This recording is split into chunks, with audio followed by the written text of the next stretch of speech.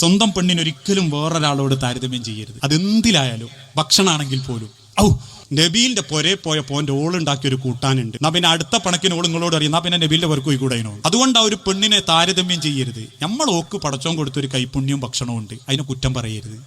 ഉള്ളത് തിന്നുക. ഇഷ്ടപ്പെട്ടിയിലെ റസൂലുള്ള പതുക്കെ എഴുന്നേറ്റ് അങ്ങ് പോകും. അള്ളാഹുവിന്റെ റസൂൽ പതുക്കെ അങ്ങ് എഴുന്നേറ്റ് പോകും. കാരണം ഒരിക്കലും ഒരു പെണ്ണ് തിന്നാതിരിക്കാൻ ഭക്ഷണം ഉണ്ടാക്കൂല. ഞാൻ പറയലുണ്ട്, ഇപ്പം ഞാൻ നിങ്ങളോടുകൂടി പറയാ, എനിക്ക് അധികവും എൻ്റെതാണോ എന്നറിയാലേ, എവിടെ ചെന്നാലും ഭക്ഷണം കഴിക്കുമ്പോൾ അതിൻ്റെ വീട്ടിൽ നിന്നല്ല വേറെ എവിടെ ചെന്നാലും ചിലപ്പോൾ എനിക്ക് മുടി കിട്ടാറുണ്ട്. അറിഞ്ഞുകൊണ്ട് ഒരാൾ നമുക്ക് മുടിയിട്ട് ഭക്ഷണം തരൂലല്ലോ. ഞാനിപ്പോൾ ഇവിടെ ഒരു വീട്ടിൽ ഭക്ഷണം കഴിക്കാൻ പോവുക, ആക്കുമ്പോൾ പീനിങ്ങനെ കോരുന്നതിൻ്റെ അടുക്ക് മുടി ഇങ്ങനെ തൂങ്ങി. അപ്പം ഞാൻ എന്താ ചിന്തിക്കുക, അറിയാണ്ട് വീണതായിരിക്കും. അല്ലാണ്ട് ഒരു ഭാര്യയും ഇന്ന് മൂപ്പർക്ക് ഒരു മുടി കിടക്കട്ടെ എന്ന് കരുതിയിടൂല.